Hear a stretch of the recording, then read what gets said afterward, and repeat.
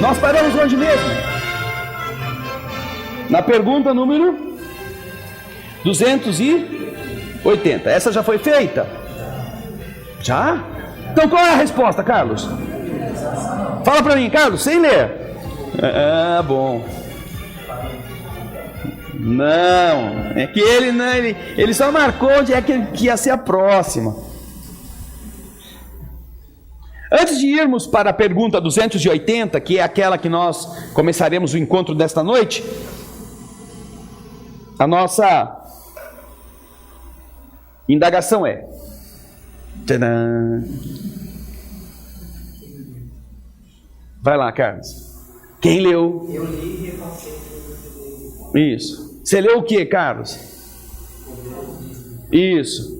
Nós falamos na semana passada de alguma coisa que as pessoas já estavam sabendo de uma semana antes, que foi a visão de Deus através da ótica do filósofo Baruch Spinoza.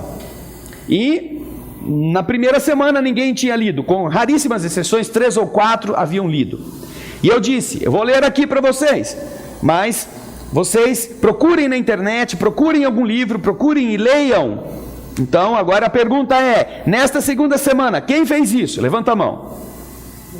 1, 2, 3, 4, 5, 6, 7, 8, 9, 10, 11, 12. Já melhorou, muito melhor. E aí, valeu a pena ou não? Quem tem alguma impressão que queira dizer a respeito do que leu, pode levantar a mão. Levanta a mão, deixa chegar o microfone, vai lá. A impressão, André, que eu tive que lido um texto desse na época devia ter sido muito polêmico. Essa impressão eu tive. Sim. Com a visão da época. Sim. O que mais? Que até mesmo hoje a sociedade não está preparada para se for aplicar ao pé da letra do que fala ali, a sociedade não está preparada para aceitar um texto desse tipo. Quem é a sociedade? Nós, todos. Qual é a instituição? Você vai marcar uma entrevista com a sociedade, você consegue? Não. Hã? Então, esta forma, que eu entendo o que você quer dizer, mas que muitos de nós usamos para dizer, não, é que a sociedade não está preparada, ou a sociedade não aceita. Não existe esse ente, a sociedade, como uma inteligência que te pune, que te bate. Não, existe a gente.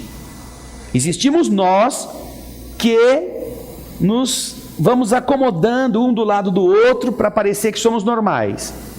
Entendeu? Então esse negócio, eu concordo com você, que como o próprio cristianismo, a nossa sociedade não é cristã, mas poucos se dão ao trabalho de meditar sobre isso. Nós não estamos preparados nem para Spinoza, nem para Jesus.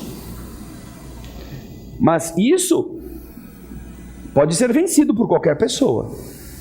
Você, como um indivíduo, você pode fazer o seu modo de crer, o seu modo de ser, independentemente da sociedade. Agora, se nós vamos ficar esperando que primeiro a sociedade mude, para que depois a gente pareça normal, pode ficar esperando, como nós já estamos há tantos séculos. Então, analisemos essas questões de uma forma bastante objetiva. O dia que alguém marcar um encontro com a sociedade aparecer, aí sim a gente vai poder dizer, não, porque a sociedade não gosta dessas coisas. Este ente que nós personificamos não existe como personagem, como personalidade. Existe como tendência de todo mundo, como uma coisa meio ameboide, que vai para um lado, se estica para o outro, dependendo de como ela é manipulada. Mas não vale essa questão, não, é porque não, se a sociedade não aceita isto. Não. A sociedade é um conjunto de pessoas. O conjunto de pessoas, as pessoas não querem isto, é diferente. Porque aí você sabe quem são. Eu vou fazer o que o fulano faz também porque eu concordo com ele. porque eu sou igual a ele, porque nós temos interesses comuns. Esta é uma realidade que a gente precisa aprender a encarar, porque você pode ser totalmente diferente daquilo que uma sociedade prega e continuar a ser ser humano e membro dela, ao invés de se sentir culpado. Nossa, eu estou totalmente fora da sociedade. Não, você faz parte dela, só que você cria a sua realidade, mesmo em oposição à realidade dos outros. A Elaine também levantou a mão. Elaine, vai lá. Eu li a biografia dele. Isso. E achei legal, né, que ele foi excomungado pelas ideias. Isso. Né, e... Ainda bem que ele não foi queimado ainda, né? Não, ele teve na verdade, pelo que eu li, ele conseguiu embasar bastante o trabalho dele, né? Então ele gerou uma polêmica que as pessoas não conseguiam contradizer ao ponto de, por exemplo, querer queimar. Uma coisa que eu achei legal, ele fala sobre o caminho até o amor e o caminho até o sofrimento. Ele fala que algo potencialmente positivo se torna bom, e se a bondade te traz alegria, a alegria é um caminho para o amor. Algo potencialmente negativo te traz te traz o sofrimento, te traz a tristeza, e a tristeza te leva ao sofrimento. Então e uma coisa que eu achei também, outra coisa que eu achei interessante, ele não coloca a culpa em um terceiro. A responsabilidade é a do próprio homem, né? E aí eu baixei o livro dele, onde ele coloca, onde ele cita tem um trabalho que eu não entendi muito bem, mas ele desenvolveu um trabalho matemático, né? Ele tem pontuações matemáticas. Isso também foi outra coisa que as pessoas não conseguiram brigar muito com ele. E ele depois é lido, né? Viveu poucos anos, 40 anos, coisas assim. Mas é um cara que fez bastante coisa nesse meio tempo. Isso. Fundou uma E sobre pedra. o texto? O texto eu li de novo, gostei. Teve alguns pontos assim que entrou em um pouquinho de contradição. Eu lembrei das suas explicações, achei legal. Li algumas frases dele, né, onde ele fala que ele parou de brigar e complicar com os seres humanos. Ele aprendeu a compreendê-los. Ele optou por compreendê-los. Então ele tem uma série bem legal. Isso aí. O Lucas lá tinha levantado a mão também.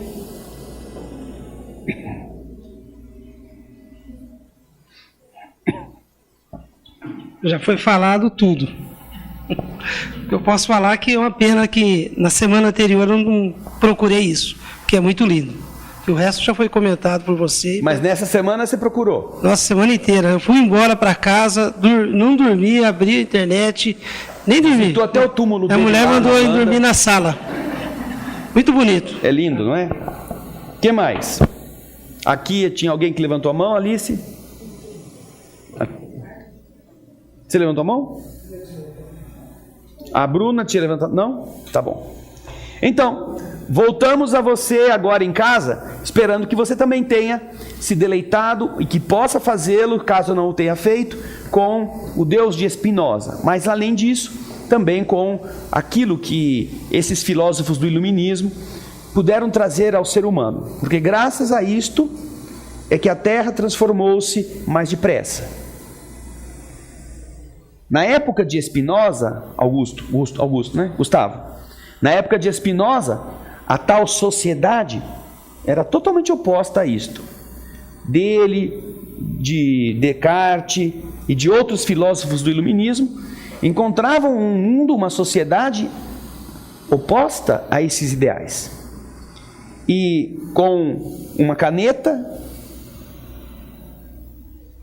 e a inspiração, a preparação para serem renovadores, eles semearam um movimento de transformação lógica, coerente, que explodiu alguns séculos ou alguns anos depois, no movimento da Revolução Francesa, na renovação dos conceitos sociais. Tal era a profundidade com que as ideias que eles possuíam fecundavam os espíritos. Daí, até hoje, nós encontramos seres que vivem no século XXI ainda com a cabeça do século XVI. Mas isso não significa que eles serão maioria para sempre, né? Então, Eles são exemplos, não só os únicos exemplos, mas tem outros, mas que nos ajudam a entender como esse negócio que a gente chama de sociedade acaba tendo a cara que nós queremos que ela tenha. Ela não tem uma cara por ela mesma. Ela sofre a influência de todos, sobretudo daqueles que têm mais poder de influenciar as ideias. Na época, era a mídia conhecida, a imprensa, o único instrumento, a única ferramenta. Mas agora não, nós temos outras ferramentas, temos outros instrumentos. E isto está esperando que os Baruch Spinozas do século XXI usem-nos, provocando nas pessoas esta capacidade de incomodarem-se, de meditarem, de transformarem as suas ideias e as ideias dos que estão à sua volta. Esse é o grande esforço dos espíritos, criar este caldo que faz com que mais e mais pessoas tenham a mente aberta para essas realidades. Você que nos assiste tem a possibilidade de pesquisar, enquanto estamos aqui falando, esta figura genial, entre muitas, a quem nós devemos muita coisa sem sequer termos ideia. Além do fato de que esta visualização lógica da força criadora que Spinoza nos apresenta em frases impactantes não está muito longe da visão que a doutrina espírita, alguns séculos depois, vem trazer através do Consolador Prometido, com outros termos. Este Deus que não é interveniente, este Deus que funciona por leis, este Deus que gosta de todo mundo, este Deus que não pune nem perdoa, este Deus que não fica esperando que a gente se ajoelhe, que a gente agradeça, que a gente lamba aos seus pés. Este Deus de Spinoza é o mesmo Deus que Jesus ensinou e que o Cristo, com toda a sua riqueza, 18 séculos depois, na figura do Espírito de verdade, nos apresenta no Consolador que ele havia prometido. Um Senhor que liberta você das igrejas, liberta da ignorância, liberta do medo, liberta da culpa, e que te faz um agente do bem, onde você estiver. Esta é a visão de Baruch Spinoza ao tempo em que viveu, e é a mesma, na essência, do Consolador Prometido do século XIX, 1857, que nós estamos estudando aqui. Por isso é que nós fizemos este enfoque nesse texto, nesta personagem, desconhecida pela maioria, e que, tão velho quanto quase o nosso continente na descoberta da América, está ainda esperando ser descoberto. Nós estamos...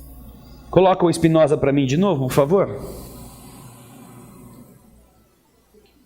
Coloca a vida do Spinoza, data de nascimento, data de morte, entre as suas 5.344 janelinhas. Ele nasceu em 24 de novembro de 1632. São mais de 300 anos, quase 400 anos. Nesta época, isso já existia, esta filosofia já estava falando de coisas do espírito. 400 anos depois, nós ainda estamos precisando descobri-lo. E muitos vão morrer nesta vida sem sequer terem ouvido falar dele. Eu considero isso um dos maiores prejuízos que um ser humano encarnado pode capitalizar enquanto está num mundo como o nosso.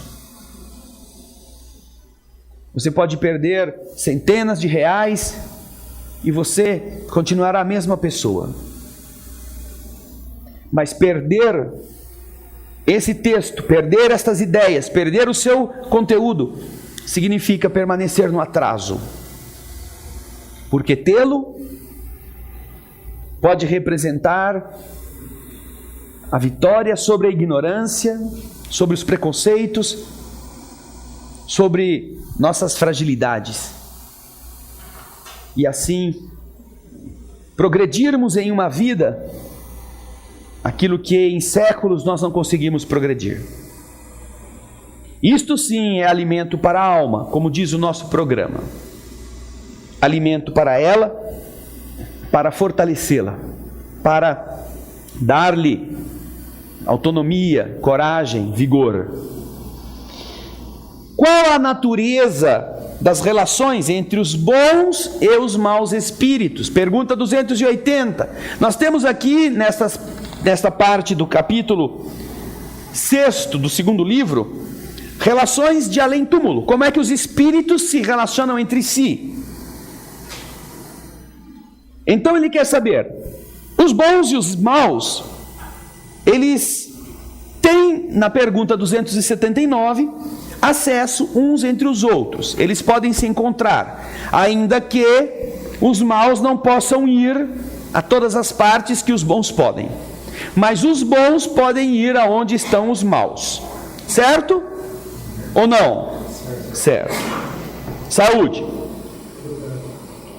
Agora, qual a natureza das relações entre os bons e os maus? Natureza quer dizer o quê? Quando você ouve essa pergunta, qual é a natureza?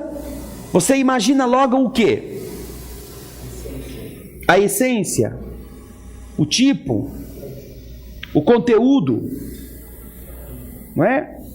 Quando então você ouve uma pergunta a esse respeito, ele está querendo que você medite sobre o que fazem, qual é o comportamento, de que tipo é a relação que acontece entre os bons e os maus espíritos. Eles se unem e aí os dois lados vão lá pro brinco da princesa e uns ficam torcendo pro time e outros ficam torcendo pro outro. É isso. Eles vão se deleitar, passar um momento agradável enquanto os encarnados estão jogando bola. Pode ser. Cada um então faz uma trincheira, faz umas bolinhas de ectoplasma e ficam com um estilingue, um jogando no outro. Pode ser. Ficam se divertindo. A relação entre os bons e os maus espíritos, Kardec pergunta a estes que nos estão ensinando qual é essa natureza, de que tipo ela é. E eu estou enrolando bastante para dar tempo para os que não leram, lerem. Porque a natureza dos que querem aprender é exatamente esta. Passa uma semana sem abrir o livro e aí vai na quarta-feira que o cara lá vai ler tudo. Então não precisa nem se preocupar em fazer a leitura em casa. Não é, Ricardo? Verdade. É. Mas então, como eu já falei bastante, deu tempo para vocês lerem. Norlinda, qual que é a natureza da relação entre os espíritos, os bons e os maus? Os bons estão sempre procurando fazer o bem e ajudando também esses espíritos maus a eles também crescerem, né? E com isso eu acho que é um trabalho que eles veem, os bons, né? Como se fosse uma missão de ajudar mesmo, né? A esses espíritos também a se melhorarem. E a natureza dos maus, como que é? As relações entre os maus e os bons. Você falou dos bons, e dos maus? Os maus, eles estão sempre também... É que isso não está escrito, tá? Não, Então, eles querem... Agora vem a curva. É que os maus, eles estão sempre empenhados em fazer o mal, né?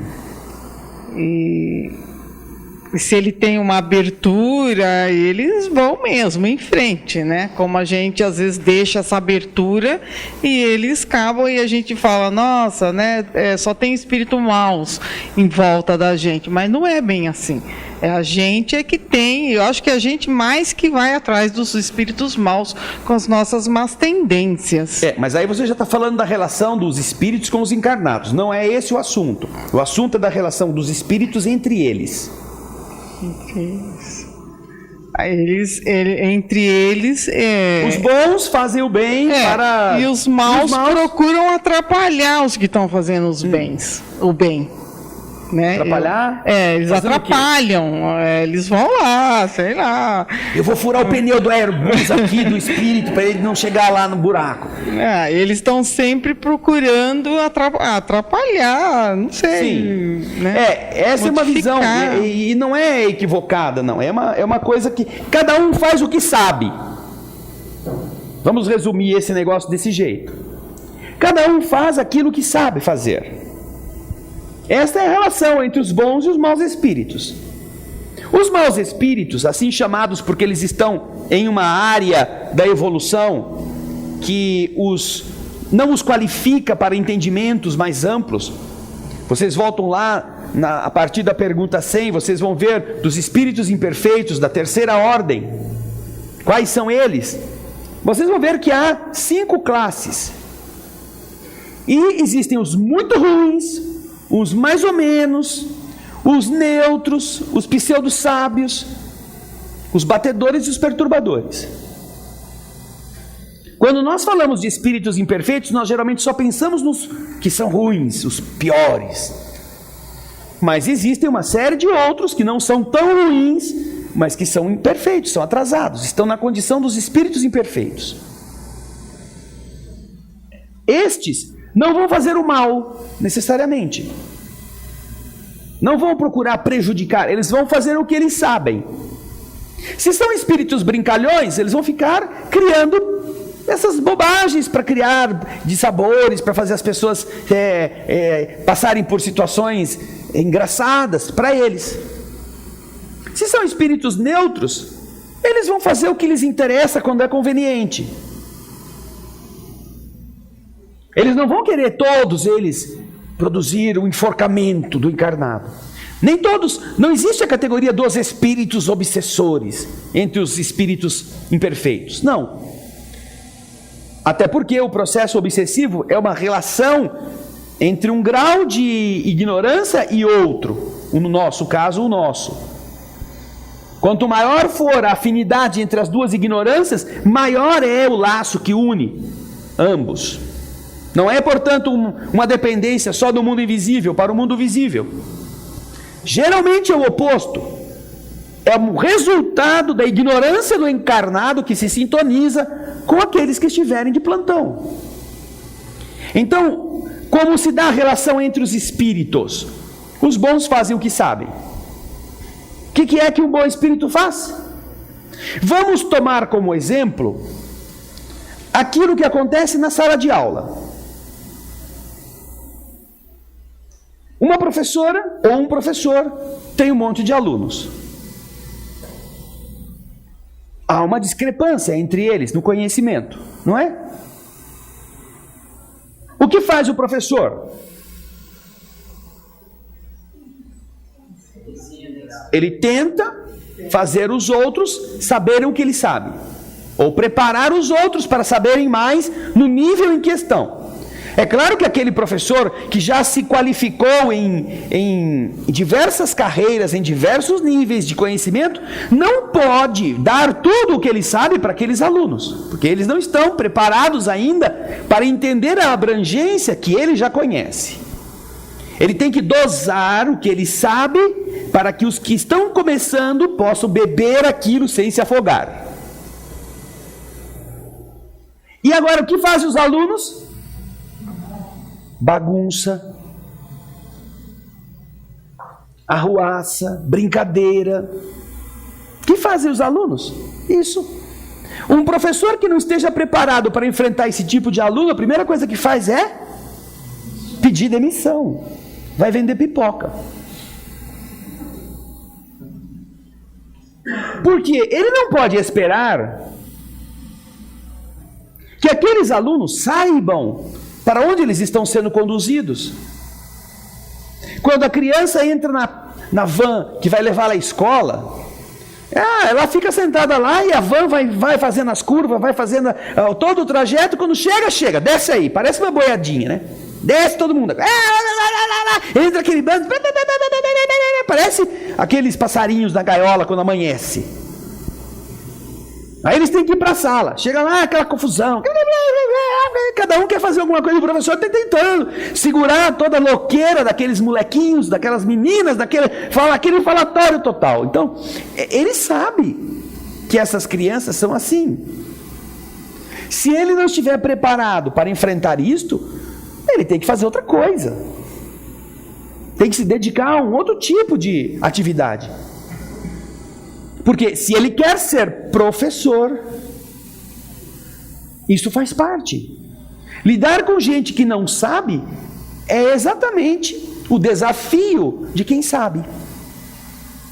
E nem todo mundo que sabe ensinar. Nem todo mundo que conhece a matéria tem capacidade para transmiti-la. Então, da mesma forma que quem ensina é quem sabe, e aquele que não sabe vai fazer de tudo para tentar burlar quem está ensinando, porque é assim, não é? Você imaginou, qual que é a escola ideal? A escola ideal é aquela em que o professor sabe ensinar e que os alunos se sentam desesperados para aprender. Eles querem sempre conhecer, eles querem perguntar. Agora, vocês que já foram alunos, e em alguns casos ainda são, como são taxados aqueles que têm vontade de aprender na sua sala de aula? CDF, puxa-saco. E por que aquilo para o que a escola foi feita e que está sendo aproveitada por aquele aluno, e onde todos estão e todos podem ser isto, que é o óbvio, quando alguém faz, todos os outros o ironizam. Por quê? Porque os outros não querem. O nosso atraso ainda é tão grande que você vai para a escola porque teu pai te enfia naquele camburão. Lá não é uma van escolar, é um camburão. Tem que prender todo mundo, vai todo mundo preso, sentado, e até chegar lá no presídio. Deixa a criança escolher se ela quer ir para a escola. Deixa, para ver se ela vai. Raríssimas exceções, raríssimas. Existem sim, mas são raras. Então, se você entende que o que o aluno vai fazer na escola, ele não sabe, ele vai trabalhar contra ele mesmo. Essa é a maior demonstração da nossa ignorância. Mas quem tem que lidar com isso é o professor. A própria instituição tem que lidar com isso. Então, aqueles que estudam a educação precisam desenvolver recursos para estimular nos ignorantes que não sabem o que querem ainda a vontade de querer. A vontade de ficar, a vontade de querer e buscar, de estudar. Existem então formas através das quais você consegue despertar naquele grupo de alunos um interesse. E ele, sem querer, vai começar a gostar. Esse é o sonho de qualquer professor, de ter 40 alunos interessados na sala. Agora, quando você tem um grupo bom, você sabe o mal que faz um aluno que é mau exemplo.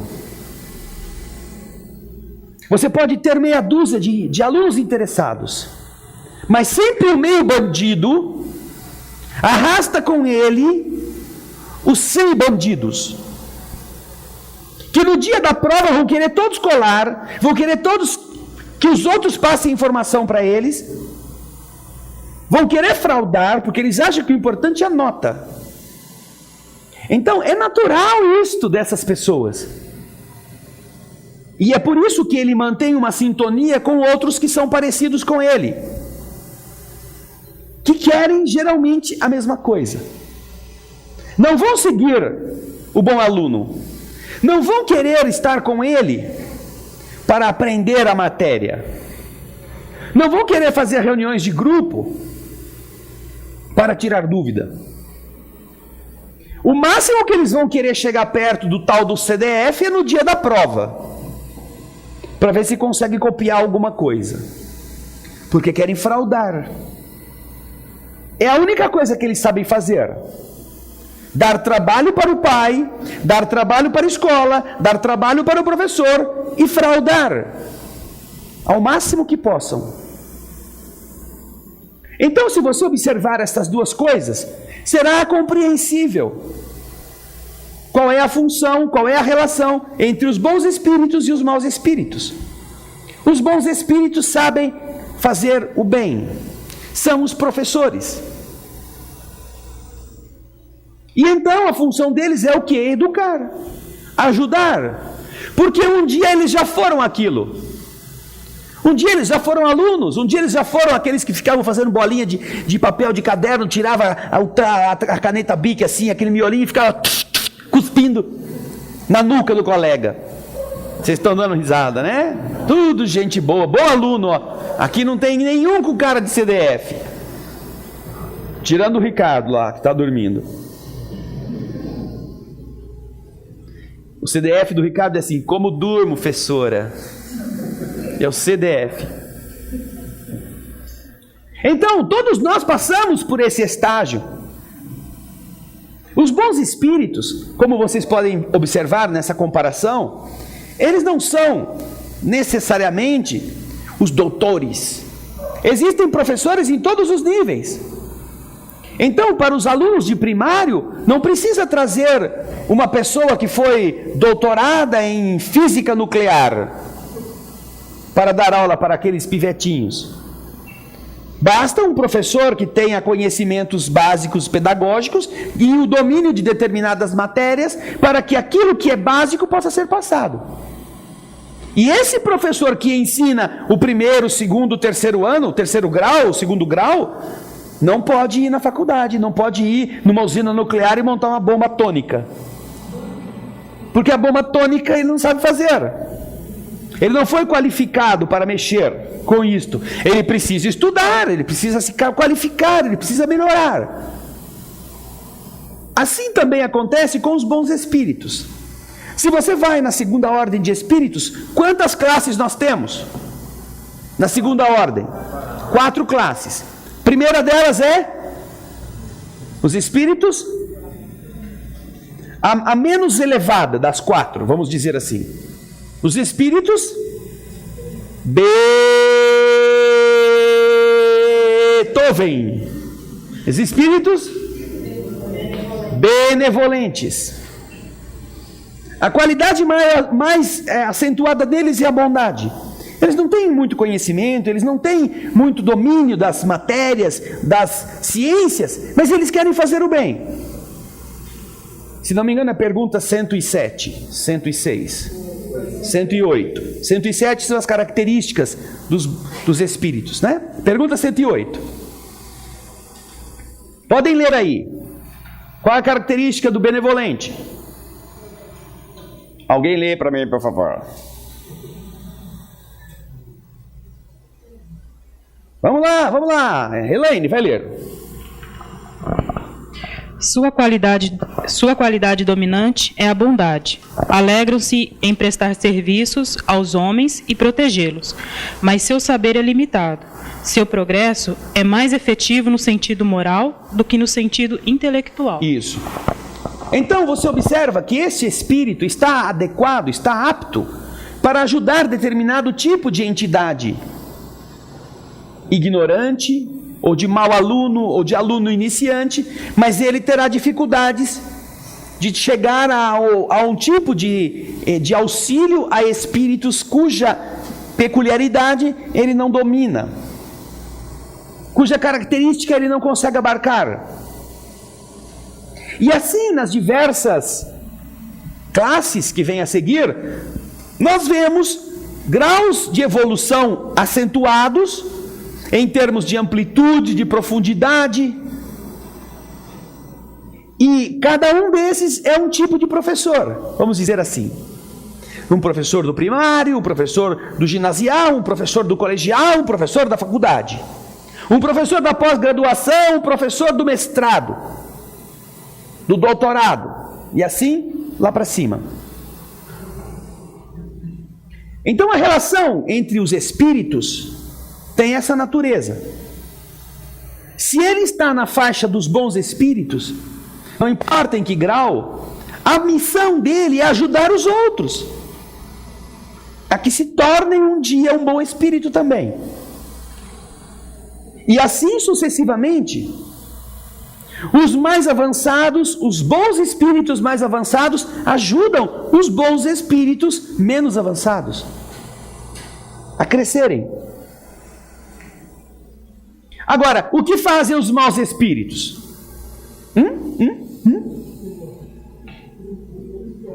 Não, eles se perturbam. Não é que ele perturba os bons, porque o aluno que está na escola fazendo bagunça não está fazendo aquilo para perturbar o professor. Ele está brincando, ele quer brincar, ele quer da natureza dele. O professor é que tem que ter paciência.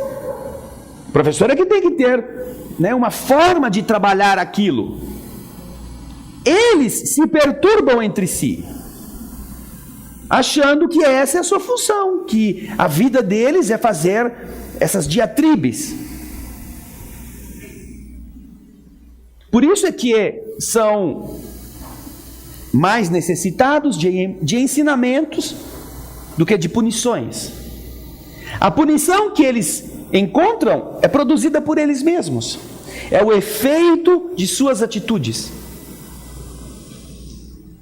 Não é um chicote que o professor dá como punição para o mau aluno. Nós encontramos aqui na história, né, da pedagogia, o tempo da palmatória, não é? Já imaginaram um bom espírito botando outro espírito necessitado, ajoelhado no milho e dando umas palmatoradas nele? Irmã Dulce, Dr. Bezerra. André, vem aqui que você vai levar um corretivo. Põe a mão aí que eu vou te dar umas 15 palmatórias. Uns 15 golpes de reguadas. Não tem sentido. Não se pode esperar de um bom espírito a pedagogia que os maus espíritos utilizam para criarem entre si o temor. A pedagogia do bem é diferente. Ainda que os maus precisem sofrer o efeito de suas escolhas. Porque esta é a lei. Chega no fim do ano, o mau aluno não pode ser aprovado. E o bom aluno, o bom professor vai reprová-lo. Não, você quis fazer a bagunça toda, então, agora você tem que saber. Saber tem que fazer este exame. Este exame vai qualificar você. Então, agora é com você.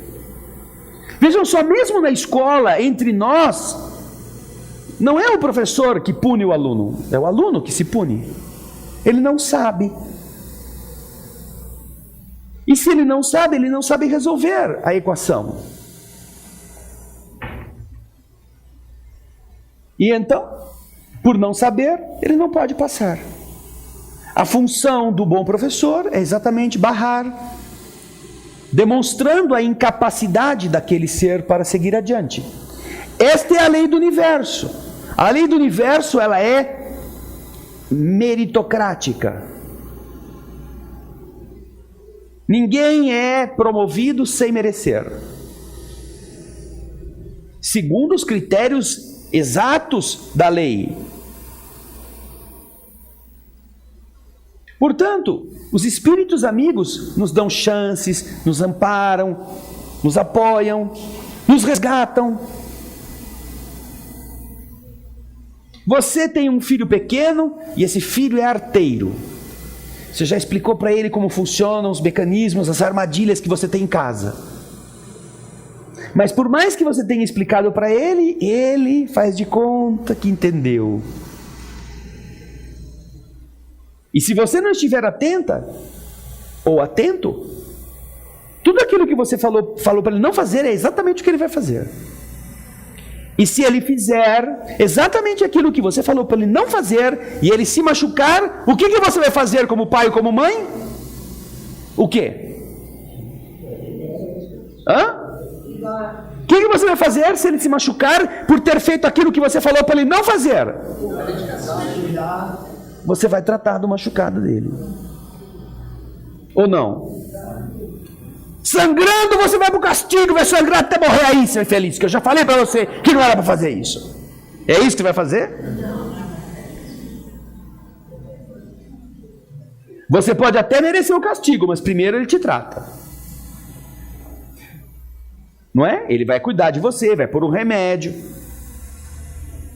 vai fazer...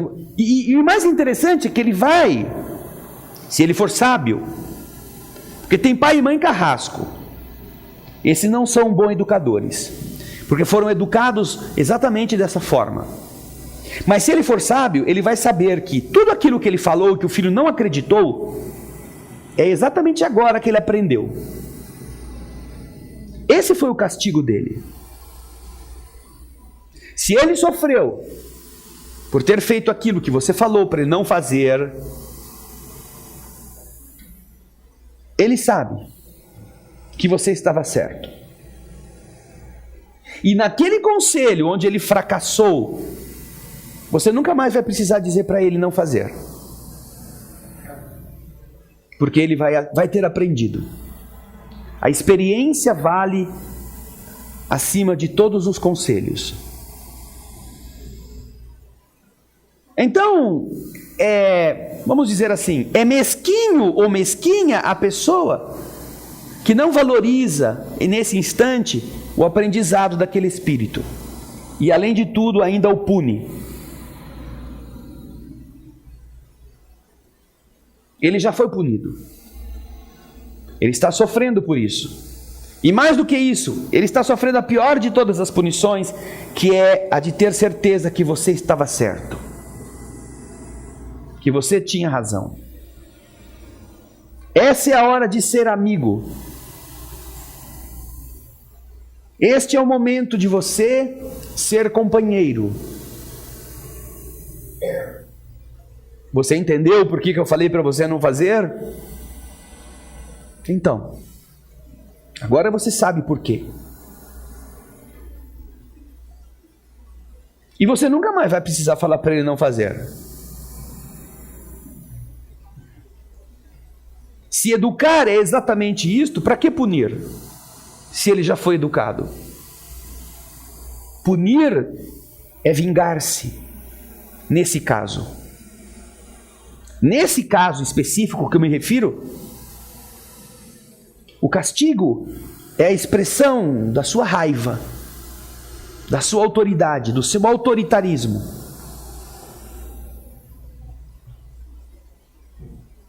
E ao invés de você deixar que a lição permaneça, você impõe a este que errou e que está sofrendo um outro fator de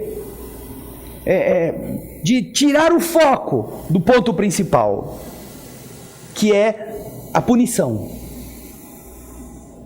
Você quer reforçar que é você, a autoridade, que ele desrespeitou, parará, aquela coisa toda.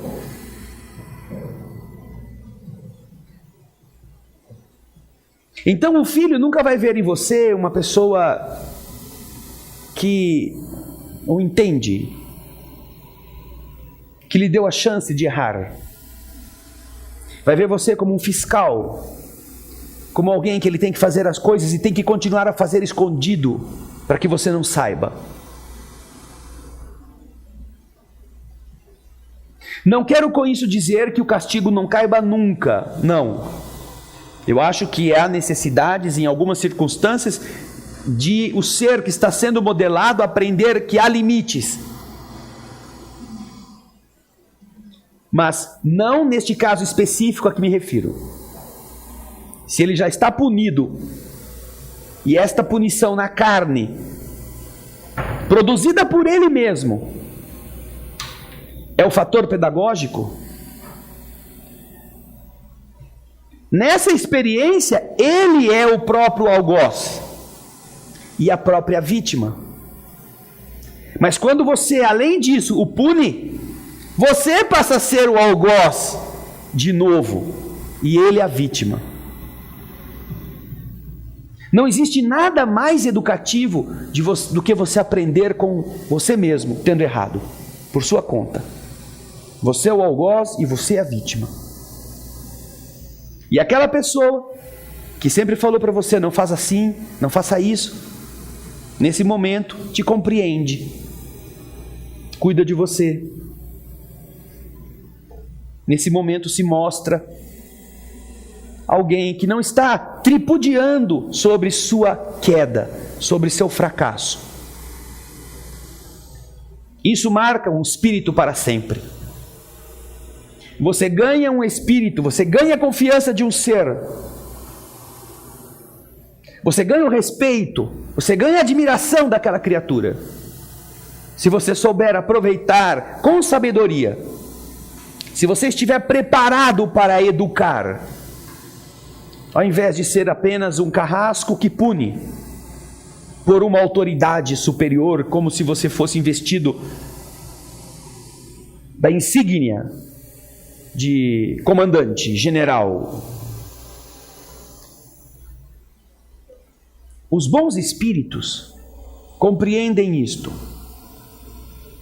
E mais interessante, eles não apenas toleram isto, como eles fazem o espírito que está nessa condição, vítima dele mesmo, que ainda nem sabe que está nessa condição, sofrer o menos que pode. Quando você lê o livro Nosso Lar, você vai encontrar o momento em que André Luiz vai receber, juntamente com a enfermeira Narcisa, os que chegam das caravanas trazidas do umbral. E há uma passagem muito interessante, em que vem nessa caravana uma senhora, uma velhinha. Coloca aí, Ana Paula, o livro Nosso Lar. E a André Luiz vai receber a velhinha. André Luiz estava acabando de sair das condições de necessitado, né? Estava começando a trabalhar, juntamente com a enfermeira Narcisa. E quando a velhinha vai descendo da carroça, daquele carroção, onde os espíritos necessitados eram colocados para serem trazidos ao Nosso Lar, André Luiz começa a conversar com a velhinha. Espera um pouquinho só. Os recém-chegados do umbral, 34, capítulo 34. Coloca lá para mim, Ana Paula, por favor. Eles chegam então trazidos pelos caravaneiros, e André Luiz vai conversar com uma das que está chegando. Ele diz assim: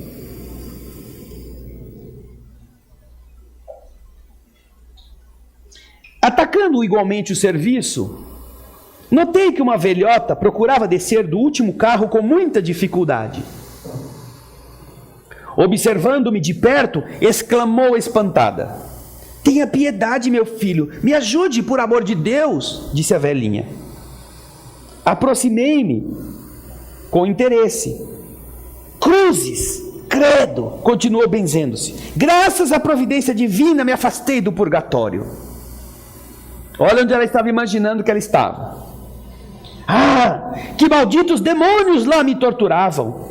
Que inferno! Mas os anjos do Senhor sempre chegam.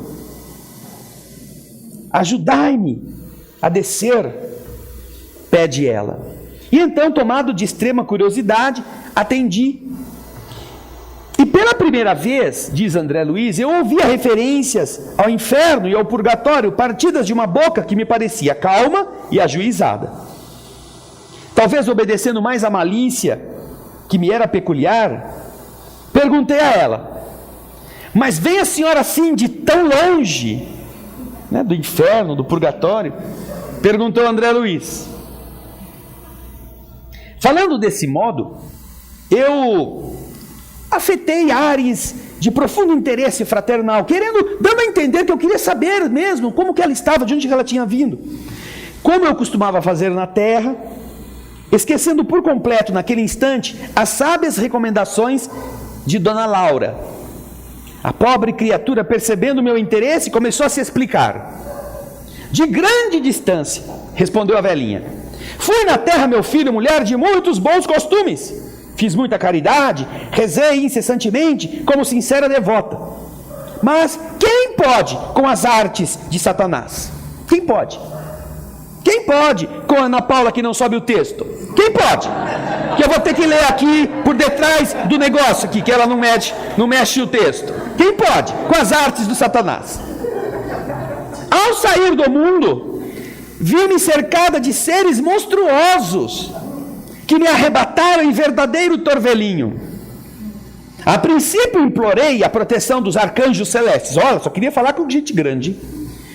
Os espíritos diabólicos, entretanto, conservaram-me enclausurada, mas eu não perdi a esperança de ser libertada de um momento para outro, porque deixei os dinheiros para a celebração das missas mensais por meu descanso. Atendendo ao impulso vicioso de perseguir assuntos que nada tinham a ver comigo, eu insisti. Mas como são interessantes as suas observações, mas a senhora não procurou saber as razões de sua demora naquelas paragens? Por que a senhora ficou tanto tempo nessa região insalubre? Absolutamente não, respondeu. Como lhe disse, enquanto estive na terra, fiz o possível por ser uma boa religiosa. Sabe o Senhor que ninguém está livre de pecar. Meus escravos provocavam rixas e contendas. E embora a fortuna me proporcionasse vida calma, de quando em quando era necessário aplicar disciplinas. Os feitores eram excessivamente escrupulosos, e eu não podia hesitar nas ordens de cada dia. Não raro algum negro morria no tronco, para exemplo para os outros. Outras vezes era obrigada a vender as mães escravas, separando-as dos seus filhos por uma questão de harmonia doméstica. Nessas ocasiões, sentia morder-me a consciência, mas todos os meses eu me confessava, quando o padre Amâncio visitava a fazenda, e depois da comunhão estava livre dessas faltinhas veniais, porque recebendo a absolvição no confessionário e ingerindo a sagrada partícula, estava novamente em dia com todos os meus deveres para com o mundo e para com Deus. A essa altura, escandalizado com a exposição, comecei a doutrinar. Diz André Luiz: minha irmã, essa razão de paz espiritual era falsa. Os escravos eram igualmente nossos irmãos. Perante o Pai Eterno, os filhinhos dos servos são iguais aos dos senhores. Ouvindo-me, ela bateu o pé autoritariamente e falou irritada. Estava chegando do umbral, para ser ajudada em nosso lar. Isso é que não! Escravo é escravo. Se não fosse assim, a religião nos ensinaria o contrário. Pois, se até na casa dos bispos havia escravos, quanto mais em nossas fazendas. Quem haveria de plantar a terra senão eles? E creia que sempre lhes concedi minhas senzalas como verdadeira honra. Era honra para eles estarem nas minhas senzalas. Em minha fazenda, nunca vieram ao terreiro das visitas, senão para cumprir minhas ordens. Padre Amâncio, nosso virtuoso sacerdote, disse-me na confissão que os africanos são os piores entes do mundo, nascidos exclusivamente para servirem a Deus do cativeiro. Pensa então que me poderia encher de escrúpulos no trato com essa espécie de criaturas? Não tenha dúvida, os escravos são seres perversos, filhos de Satã. Chego a admirar-me da paciência com que tolerei essa gente na terra. E devo declarar que saí quase inesperadamente do corpo, por me haver chocado com a determinação da princesa libertando esses bandidos. Decorreram muitos anos, mas lembro-me perfeitamente. Achava-me adoentada já há alguns dias, e quando o padre Amâncio trouxe a nova da cidade, piorei de repente. Como poderíamos ficar no mundo vendo esses criminosos em liberdade? De certo, eles desejariam escravizar-nos por sua vez. E a servir a gente dessa laia, não seria melhor morrer? Recordo-me que me confessei com dificuldade, recebi as palavras de conforto do nosso sacerdote, mas parece que os demônios são também africanos e vieram à minha espreita, sendo eu obrigada a sofrer-lhes a presença até hoje. E quando veio? Perguntou André Luiz para a velhinha.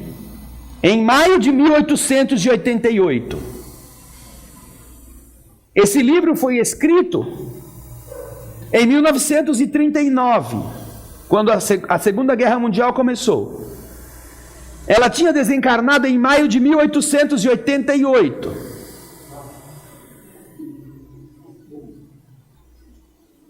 Quantos anos antes?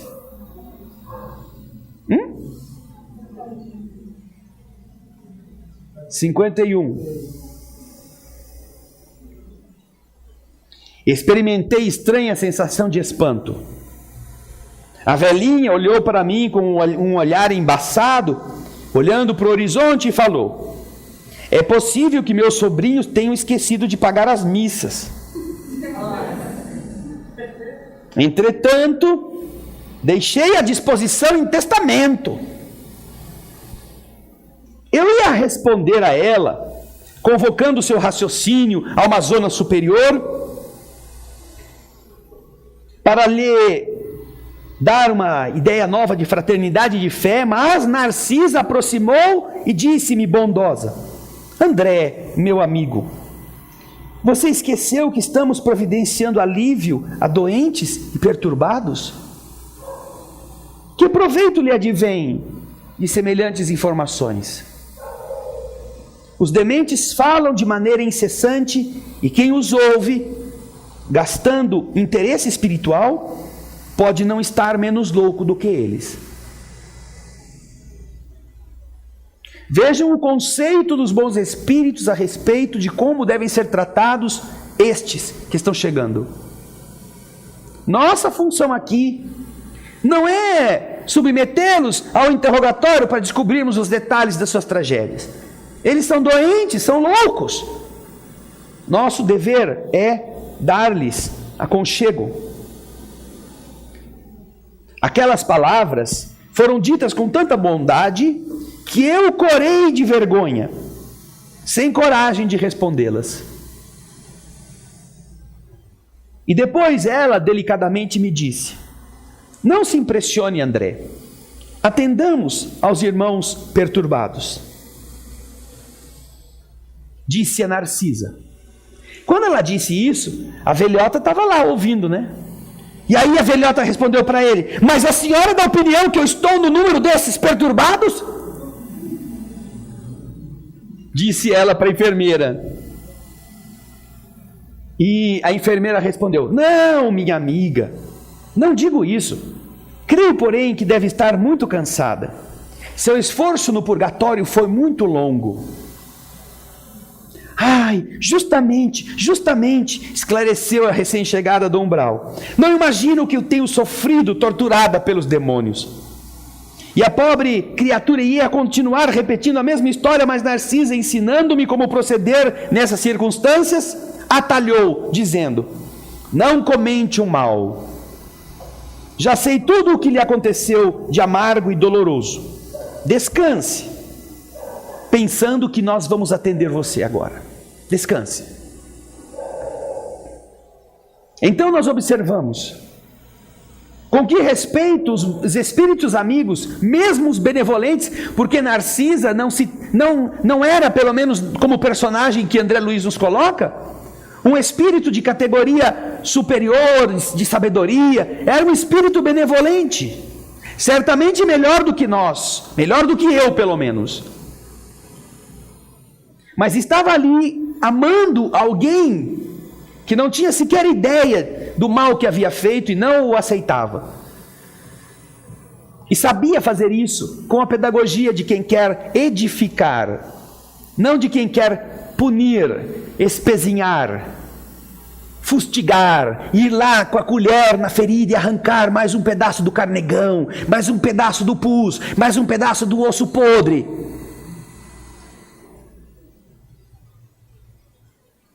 A finalidade era esta, ajudar. E se esta é a finalidade, nós temos que fazer tudo para atingi-la. Mesmo fazer com que a pessoa que é louca, que é doida, que é alucinada, seja informada que ela só está cansada, só está muito cansada, vindo lá do purgatório, é tão longe. Vamos descansar.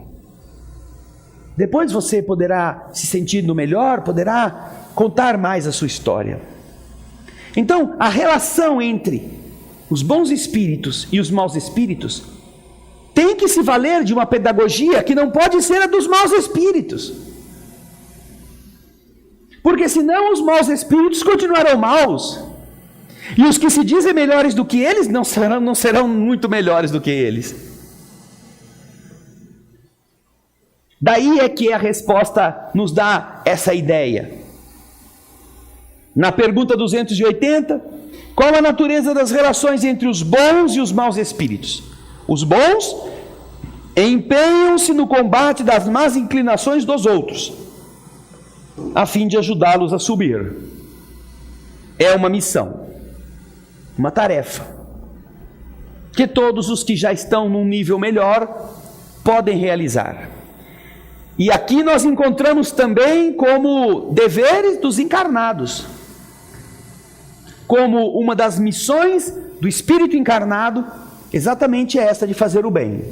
Não é só dos espíritos bons desencarnados. Ah, você é um espírito encarnado, quer saber a sua categoria?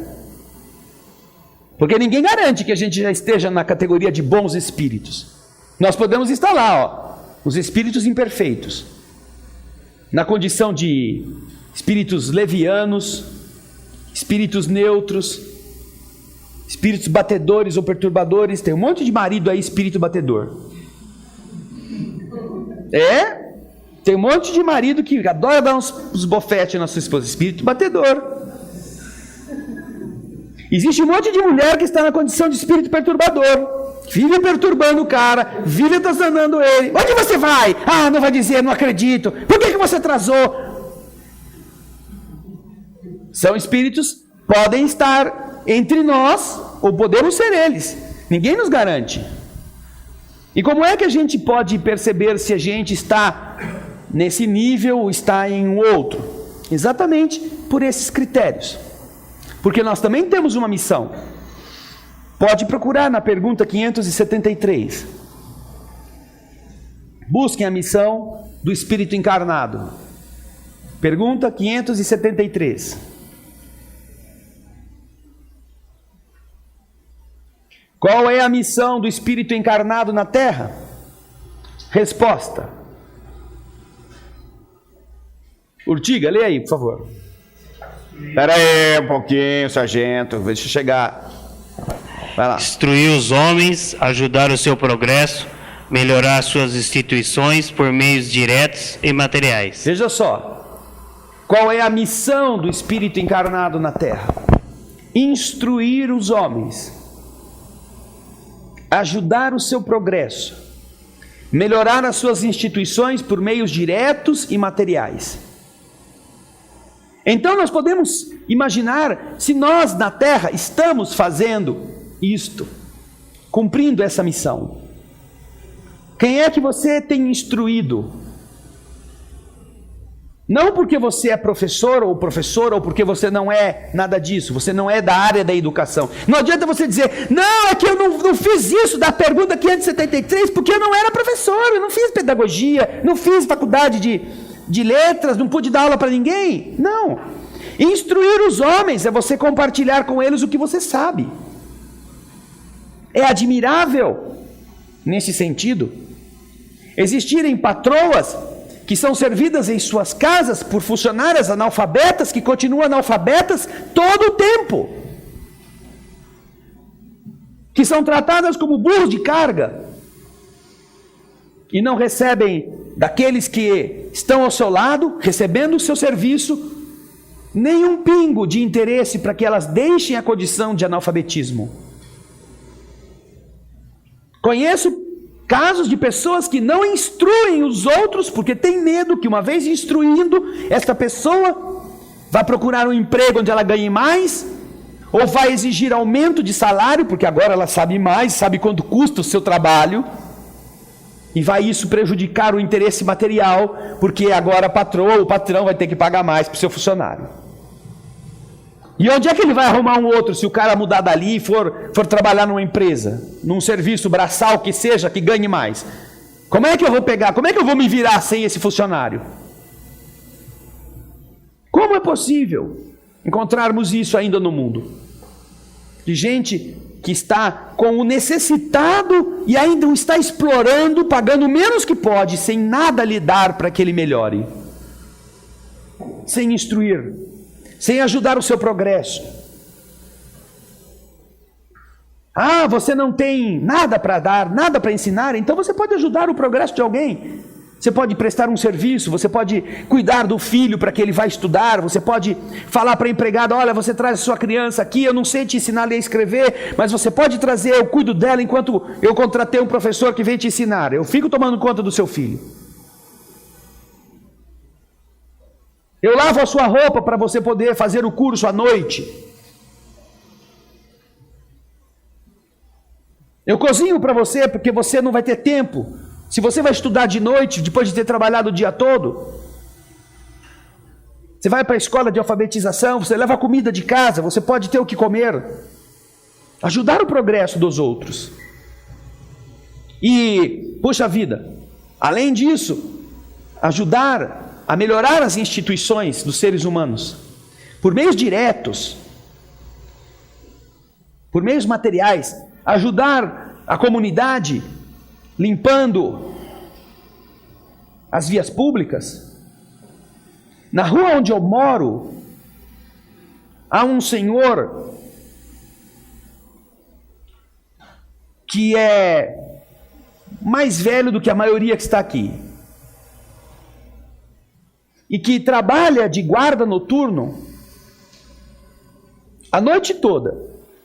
E a gente sabe que ele trabalha porque ele tem uma voz tão grossa que quase a gente não dorme porque ele fala a noite inteira. E como está tudo em silêncio, todo mundo escuta. Ele conversa com a televisão sozinho. Mas ele fica a noite inteira ali, em pé ou sentado. E quando amanhece e chega o substituto dele, porque ele passou a noite e depois tem que ser substituído pelos guardas que ficam fazendo a ronda diária, ao invés de ele pegar as coisas dele e ir embora para casa, ir dormir, ele pega uma vassoura e varre a rua, varre a calçada dos vizinhos, sem ganhar nada. Ele fica ali fazendo esse serviço de graça, cooperando com a limpeza daquele pedaço onde ele está, e vai embora depois das 9 da manhã, depois de varrer todas as folhas de árvore, juntar. Esta criatura está ajudando o mundo a ser melhor com uma vassoura.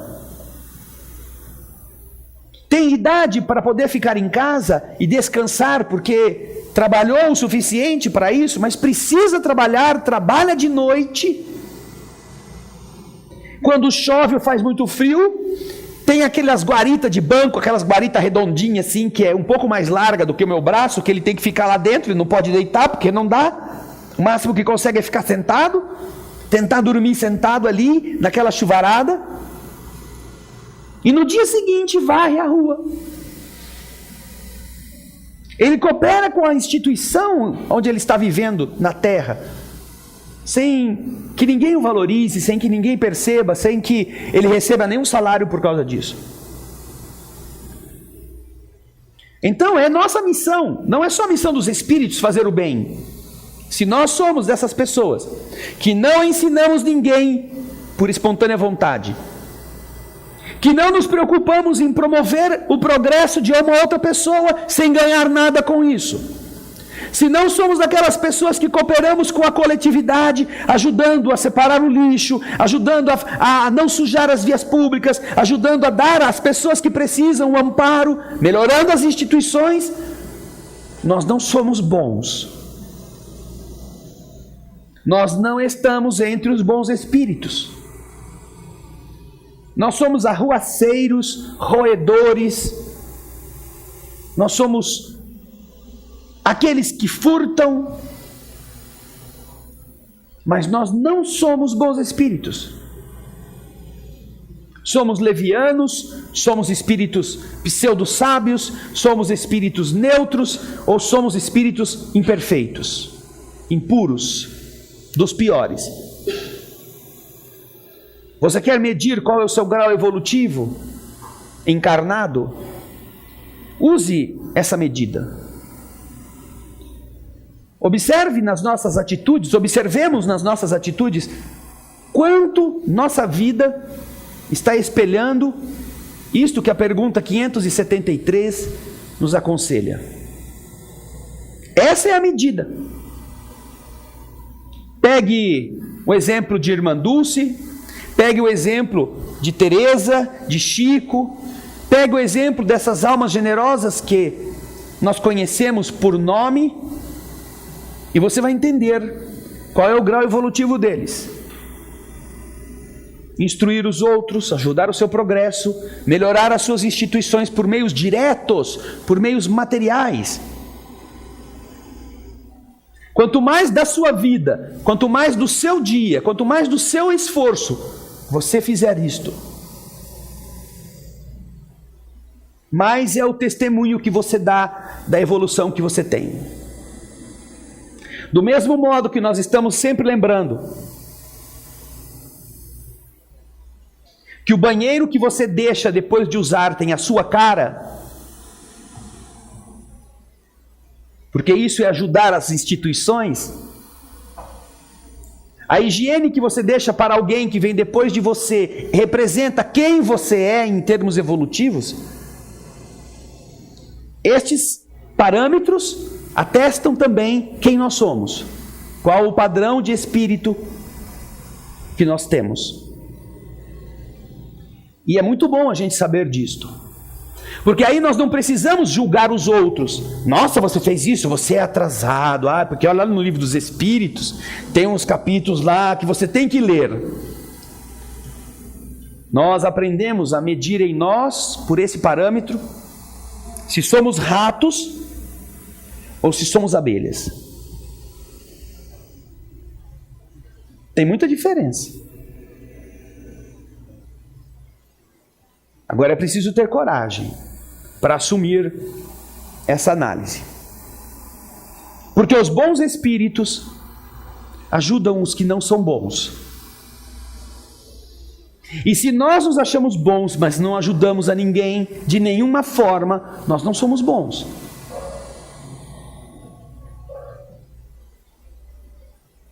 Nós temos um programa de rádio todas as quartas-feiras na Rádio Boa Nova. E este programa é feito por mim e pela minha esposa, Solange. E ultimamente a Solange tem lido no começo dos programas algumas mensagens que Chico nos deixou. E no programa de hoje, se não me engano, ou num dos próximos, ela leu uma mensagem que Chico fala a respeito da caridade.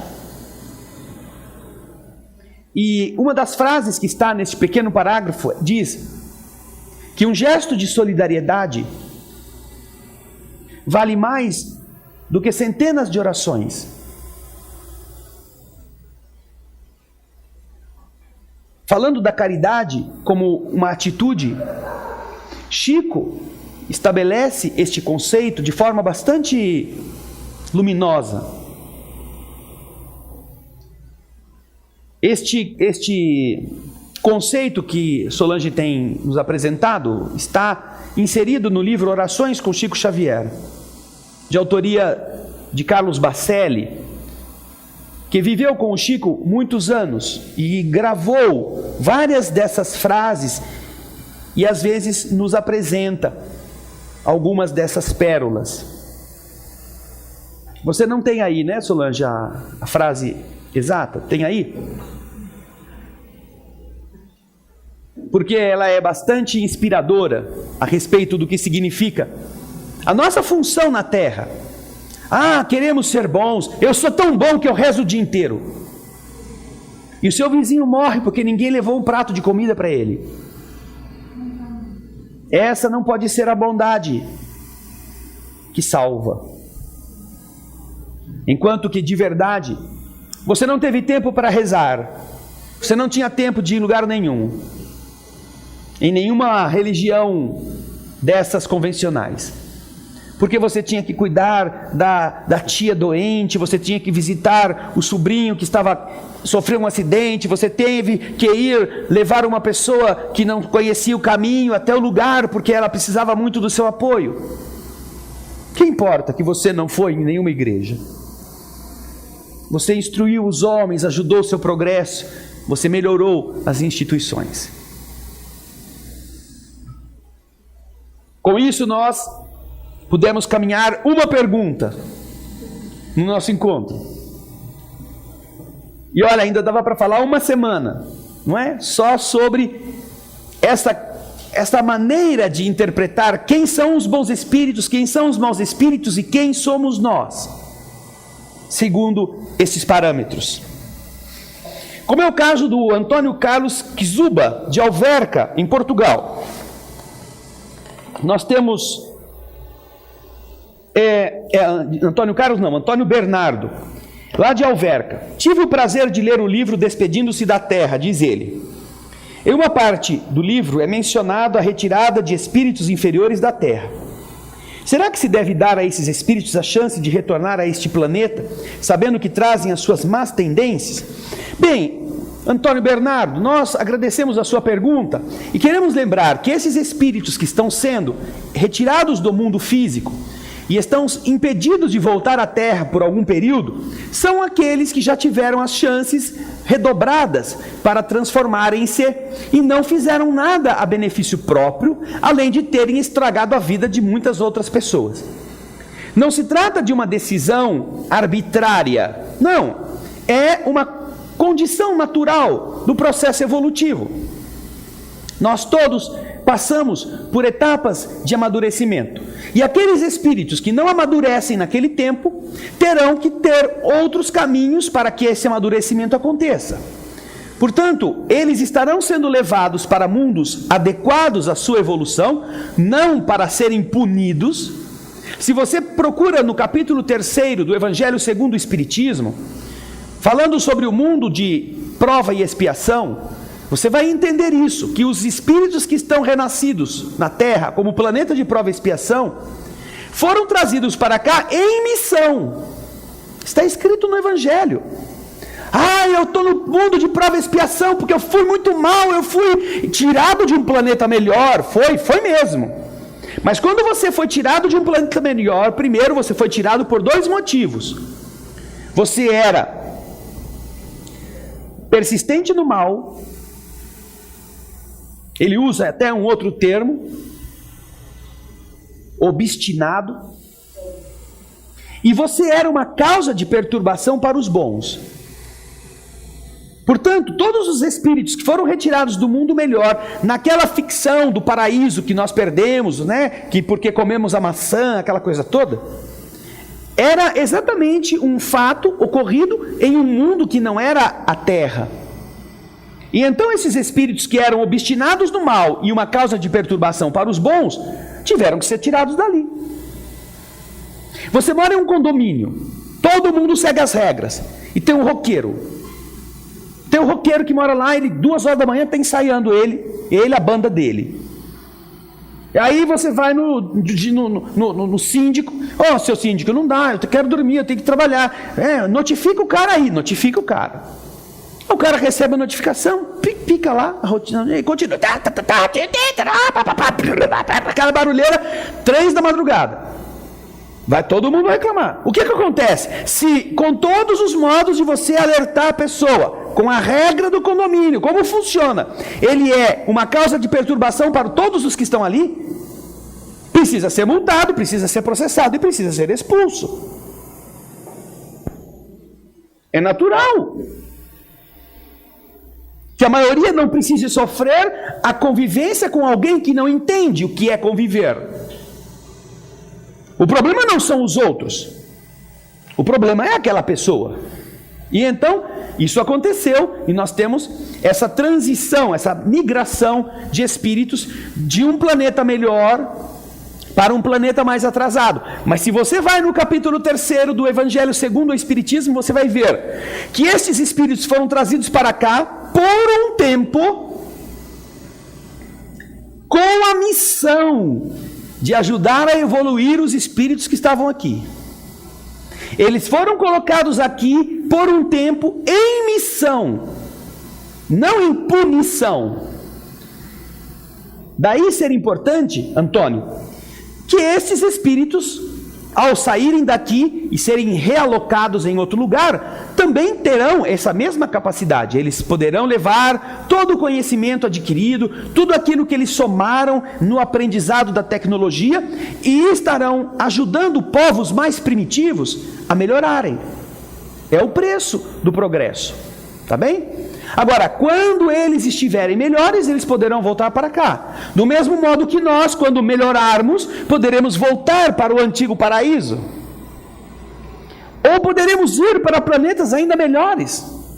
Não está impedida a ascensão em nenhum momento. Aliás, ela é uma condenação. A lei do universo nos condena ao progresso. Nós é que queremos adiá-lo. Mas o progresso é uma condenação da lei do universo. A lei do progresso é mais incisiva do que todas as outras. Mesmo o livre-arbítrio não está acima da lei do progresso. Você pode dizer, eu não quero aprender, eu não quero fazer o bem, eu não quero melhorar, mas você não tem como dizer, eu não quero progredir e não vou progredir. Nós vamos progredir. Por bem, pelo mal, pela vontade ou pela força das coisas. Todos nós vamos progredir. Tá bom? Obrigado pela pergunta.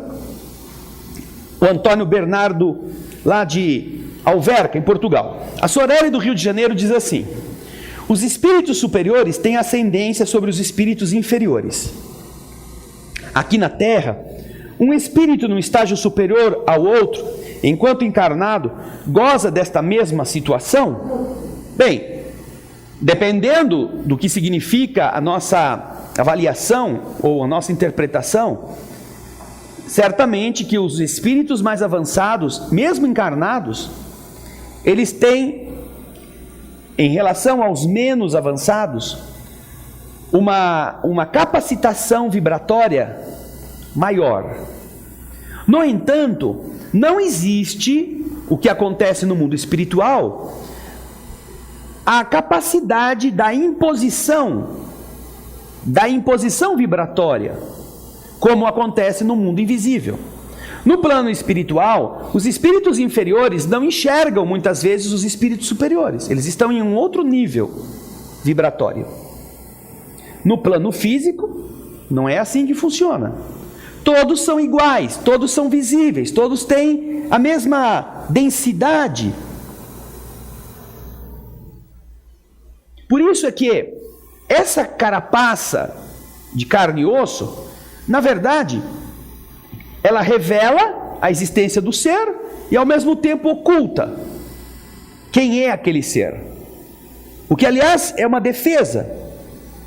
Porque já imaginou se cada um de nós pudesse enxergar a luz do seu semelhante? E o seu semelhante pudesse enxergar a sua? Se na escola a gente já chama de CDF o cara que tem interesse em aprender, E muitas vezes ele é achincalhado, ele é ironizado por todos os outros.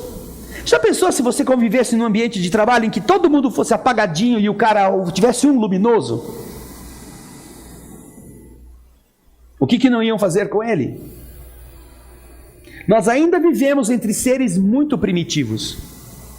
A inveja é o recurso da primitividade. Nós competimos sempre uns com os outros. É da nossa sociedade, é da nossa maneira de viver, da organização social que nós criamos, competir um com o outro. E a competição, quando nós entramos nessa jogada, ela produz duas coisas. Você quer superar a pessoa, então você faz de tudo o que você pode para ser maior do que ela. Mas quando você não consegue ser maior do que ela, você então começa a procurar todos os defeitos dela para derrubá-la. Porque se você não consegue suplantá-la, é mais fácil derrubá-la. Porque assim você ficará acima. Não é uma coisa automática.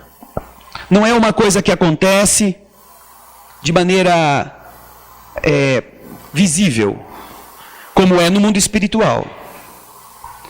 No mundo físico, nós temos pessoas de todos os padrões, de todas as vibrações que se misturam em todos os lugares.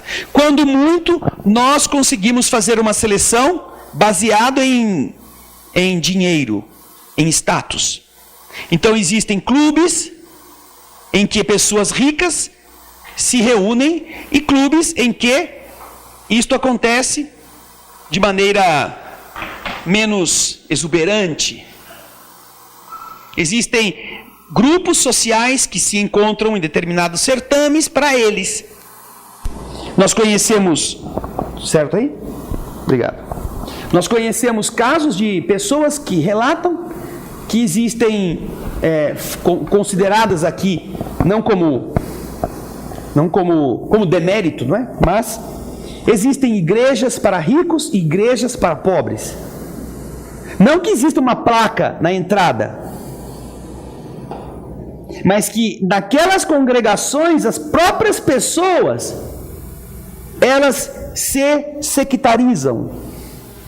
E aquele pobrezinho que vai de roupa simples, não encontra ninguém que fale com ele, não encontra ninguém que o acolha, se sente um estranho, se sente uma pessoa, um intruso, um invasor. E passa até mal, porque foi falar com Deus da forma simples que tem e percebe todo mundo empiriquitado, cheio de 9 horas. Então, meu Deus, mas eu estou no lugar errado. Aí ele procura uma outra, em que há um grupo de pessoas mais parecido com ele. Onde ele é acolhido, onde as pessoas não fazem diferença. Então, esta é uma coisa que na Terra nós já encontramos. Só que, quando você tem uma forma de ser generosa, você arrasta com você. Como a luz da lamparina atrai as mariposas, as borboletas, os insetos, que querem se aconchegar ao calor. Por isso é que é diferente o processo. Do lado de lá é uma coisa automática, muito mais rápida do que é aqui na Terra perceptível. Mas, como diz a pergunta 194 do Livro dos Espíritos, nós vamos somando todas as coisas que nós já aprendemos nas vidas anteriores. E por causa disto, um espírito bom não pode, numa vida seguinte, ocupar o corpo de um homem mau. Esta é uma explicação muito clara. Se ele já tem todo este cabedal na vida encarnado que ele vai ter, ele carregará consigo as virtudes e será uma pessoa virtuosa. E o contrário não é verdade. Um espírito mau poderá um dia habitar o corpo de um ser melhor, porque ele pode melhorar. Este é o empenho do universo todo. Os bons ajudando os maus a se tornarem bons. No seu tempo, de acordo com a sua necessidade, respeitando as dificuldades que cada um está enfrentando para vencer suas debilidades. Assim, nós vamos melhorando segundo o nosso próprio interesse de crescer. Mas não há como impedir isto. Nós vamos ter aqui para frente sempre. Tá bom, Sorelli? Obrigado por sua pergunta, ok?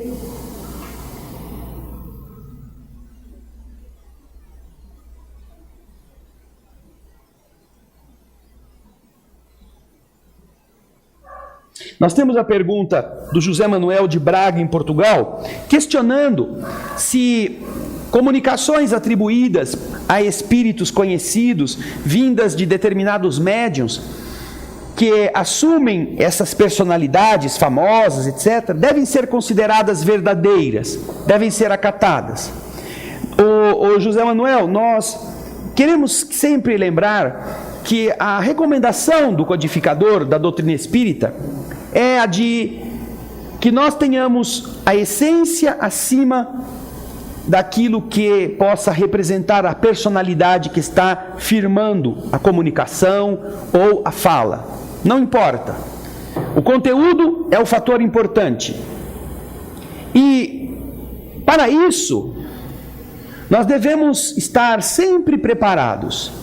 Não importa quem tenha sido o espírito que falou ou que escreveu, interessa antes observarmos qual é o conteúdo do que foi falado. É útil?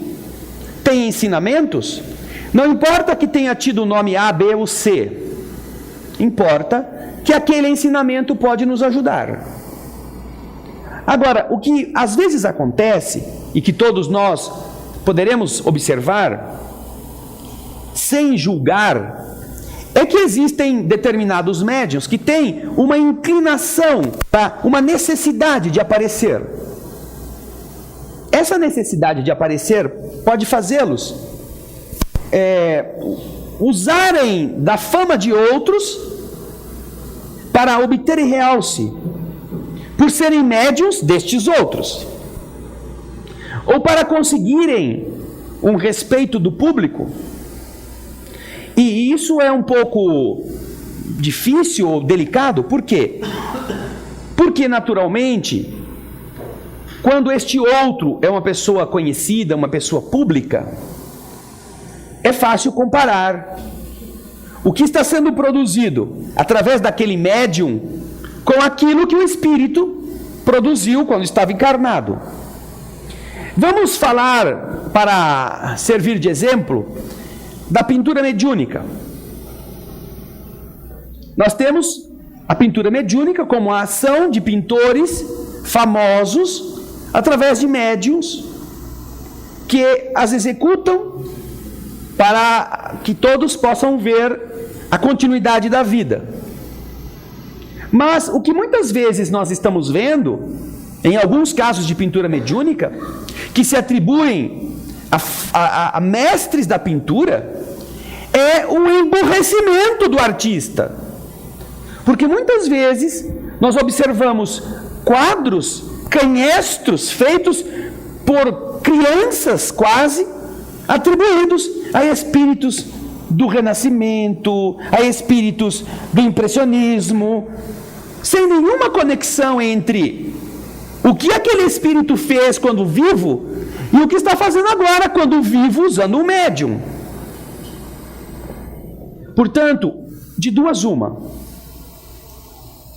ou o espírito emburreceu, o espírito desaprendeu a pintar, ou não se trata dele. Pode ser um espírito que pinta? Pode. E por que aquele espírito que está pintando não assina lá Zé da Silva? Porque ninguém conhece o Zé da Silva. Porque ninguém vai dizer, nossa, o Zé da Silva está pintando. Porque não há nenhuma referência a nenhum Zé da Silva, grande pintor, grande artista. Não, ele quer ficar famoso. E geralmente o médium sem critério também deseja realce, deseja, sou pintor, sou da pintura mediúnica. E se você pegar uma vaca, molhar o rabo da vaca numa tinta e agradar a vaca para ela ficar abanando o rabo assim e pôr uma tela, vai sair um quadro mais bonito do que pintado por alguns que dizem ser médios de pintura, que não conhecem forma, que não conhecem proporção, que não conhecem profundidade, que não conhecem nada do que significa pintar. É a mesma coisa. É um bom médium? Pode ser uma pessoa boa de coração, mas não tem critério, não tem conhecimento, não tem bom senso. Por isso, esta mesma norma se aplica-se a esse seu caso. Observe, leia, escute, veja se tem algo de bom. Se é mesmo ou não é, use para você o que é bom, porque se for, mérito do espírito e do médium que está sendo fiel. Se não for, problema do médium que está fraudando. Ele que vai ter que arcar com a responsabilidade de estar servindo à sua vaidade, ao seu modo orgulhoso de querer aparecer. Com isso, nós aprendemos a observar o fenômeno e a extrair o que é positivo dele, e deixar o julgamento para a verdadeira lei que vai fazê-lo. Tá bom? Vamos fechar os olhos para que a prece encerre o nosso encontro de hoje. Acompanhar a oração que faremos. Senhor, nós te agradecemos por tudo aquilo que o teu amor nos oferece, pela chance de podermos aprender como funcionam as leis do universo e com isto renovar nossas atitudes, compreendendo caminhos novos que muitas vezes nós já ouvimos falar, mas nunca tivemos coragem de transitar por eles. Nós te agradecemos pelo amparo espiritual que se derrama sobre toda a humanidade e sobre aqueles que, necessitados ou não, sempre encontrarão a mão divina estendida para que superem seus problemas sem desespero, ou para que resolvam os problemas dos outros cumprindo a missão de que foram investidos: fazer o bem, ser útil, cooperar com o universo. Portanto, o aprendizado que as leis espirituais nos possibilitam, esculpem a dura rocha da nossa ignorância, para que através da persistência destes ensinos, como costumava dizer a alma talentosa de Michelangelo, o anjo que lá está preso possa ser libertado. Lasca depois de lasca, pedra depois de pedra, cinzelada após cinzelada, da nossa vontade, do nosso empenho, do nosso entendimento, por fim, o anjo oculto na rocha ganhará vida para sempre.